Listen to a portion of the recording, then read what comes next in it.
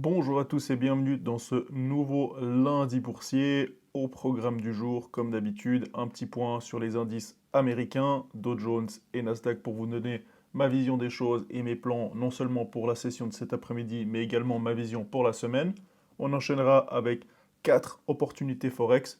Une fois n'est pas coutume, hein, là j'ai pas mal de choses qui m'intéressent, donc si tu aimes le Forex, si c'est des actifs qui t'intéressent, eh ben reste bien jusqu'à la fin de la vidéo pour voir tout ce que j'ai à dire sur ce sujet. Et puis on terminera avec un petit point Bitcoin, le Bitcoin qui fait plaisir. Hein, comme tu le sais, il allait chercher les 52 000 dollars. On verra un petit peu et je te donnerai mon avis sur la question. Avant de commencer, comme d'habitude, on jette un petit coup d'œil au calendrier économique. Alors pour rappel, hein, la semaine passée, la Fed a dit ou donné son intention sur les prochaines hausses de taux. Alors on a eu une Fed assez prudente. Elle ne veut pas se précipiter dans une baisse, on va dire, trop hâtive des taux. Ils aimeraient être sûrs que l'objectif de 2% sera atteint. Donc pas de précipitation, assez défensif à ce sujet. Donc si on regarde un petit peu le calendrier économique, qu'est-ce qui nous intéresse? Alors c'est une semaine, on va dire, assez classique, hein. Il n'y a pas de choses ultra spécifiques, type les FOMC, des décisions sur les taux. Donc, on a les ventes de logements, confiance des consommateurs. Mercredi, on le note ici, on a la décision des taux d'intérêt sur le NZD. Pourquoi ça m'intéresse? Parce que tu le verras, j'ai euh, cette devise dans une de mes opportunités Forex. Et puis ensuite, on aura les GDP, les Core PCE Price Index. Ça, ce sera très, très visionné. On va dire que la Fed sera attentive à cette donnée-ci. Et puis ensuite, vendredi, on terminera avec les ISM manufacturiers. Donc en soi, rien de très spécial. Comme je l'ai dit, une semaine assez classique à ce niveau-là.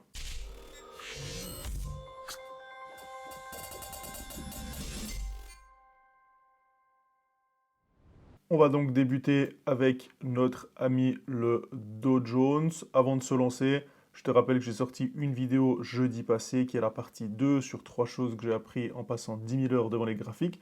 Si ce n'est pas encore fait, je t'invite à aller voir la vidéo, je te mets le lien en description. Maintenant, pour le Dow Jones, donc comme d'habitude, on voit ici on est en journalier, on fait toujours un petit point daily le lundi pour voir un petit peu ce qui s'est passé. Alors on est extrêmement haussier, on est encore une fois allé faire des plus hauts historiques, vraiment un marché qu'on qualifiera d'impressionnant. À voir ce qui se passe cette semaine. On a une petite bougie ici, hein, on a repoussé les plus hauts. On va tout de suite descendre en 4 heures pour voir mon point de vue. On peut voir en 4 heures que j'ai déjà fait quelques tracés. On a un canal haussier que je trouve plutôt propre, hein, avec des points autant hauts que bas qui sont plutôt bien respectés. Une zone de plus haut ici qu'on peut revenir rechercher et c'est ce que je vais vouloir faire durant la session de cet après-midi. Des achats pour le moment. Tant qu'on est dans ce canal, je ne chercherai pas de short.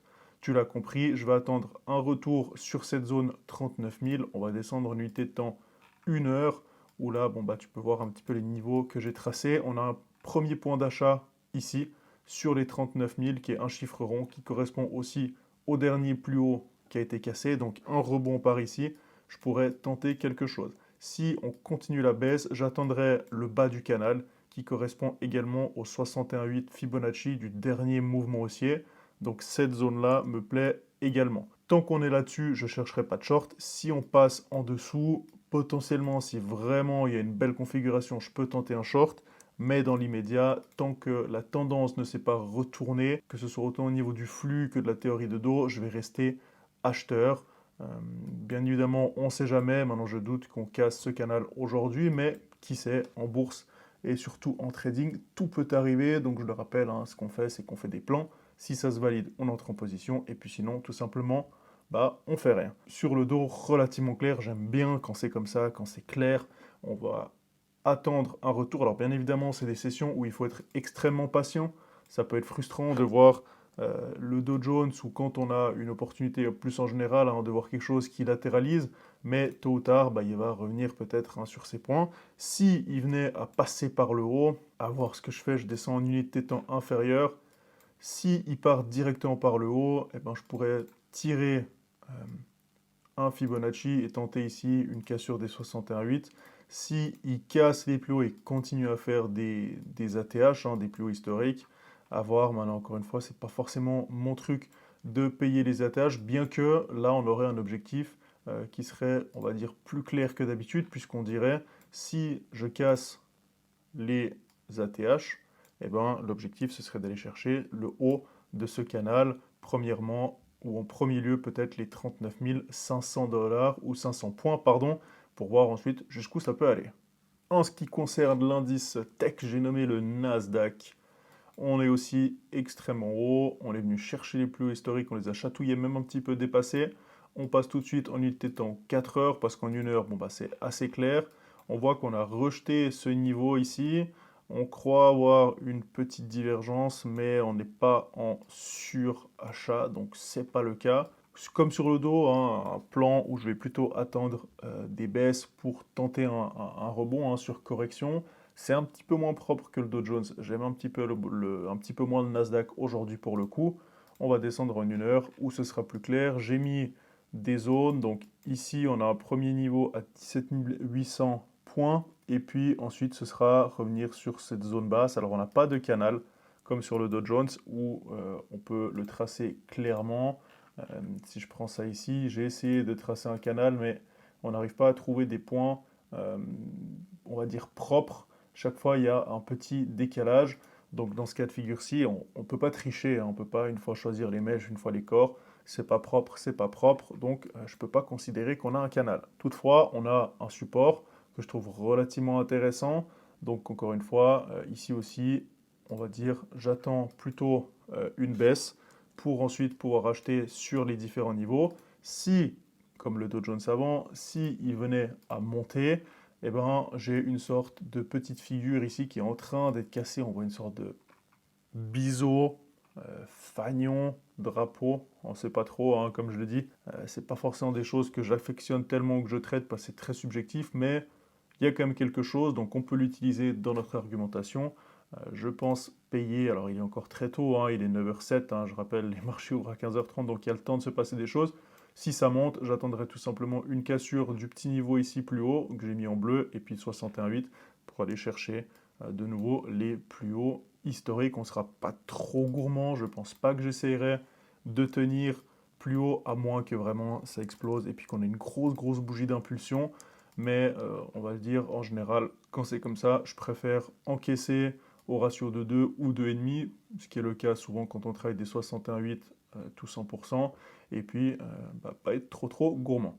Passons maintenant au Forex avec la première opportunité qu'on peut voir à l'écran qui est l'euro GBP. Donc on a en journalier, on est en range, même si à court terme on est baissier, on voit au niveau du flux, on est quand même en range. Sur la zone basse du range, en descendant en 4 heures, eh ben, qu'est-ce que je vais vouloir faire? C'est un plan qui ressemble un petit peu à la UD NZD que j'avais pris la semaine passée. Alors, j'avais pas fait de lundi boursier, mais j'avais noté dans le canal Telegram, hein, j'avais donné mon plan. C'est un plan qui avait très bien marché. Je vais chercher à suivre le flux de fond. Donc, on voit qu'en 4 heures, on est quand même relativement baissier avec plusieurs vagues. Si on descend en 1 heure, je vais essayer de travailler la cassure des 61,8 pour aller chercher les plus bas dans le sens du flux. Alors actuellement, on est en train de faire un petit rebond. Si on revient casser cette zone-là, les 61,8, je tenterai un achat sur pullback pour aller chercher les 50 avec un stop qui se situera au-dessus des 50% très léger, à voir la cassure de la bougie si on a un ratio qui est propre. Bien évidemment, si ça fait le contraire et ça repart par le haut, bon, bah, le plan sera tout simplement annulé et puis on passera à autre chose. J'ai mis une alarme juste avant les niveaux pour savoir ce qui se passe. Et puis tout simplement maintenant ce qu'on fait c'est qu'on attend. Deuxième opportunité, de nouveau sur le GBP mais cette fois-ci face au dollar américain. On voit en journalier un beau canal, on a un range dans le canal, on voit qu'on latéralise ici. En descendant en unité de temps inférieure en 4 heures, eh ben, on peut voir ce range alors qui est pas mal travaillé. Ce que je vais chercher, c'est suivre aussi la tendance de fond. On est de nouveau dans un contexte où on a la livre sterling qui est, on va dire, haussière, hein, et puis tout simplement une cassure de ce range par le haut pour aller chercher les plus hauts, donc les 100% aux alentours des 1,31 en grattant un petit peu 1,31,4.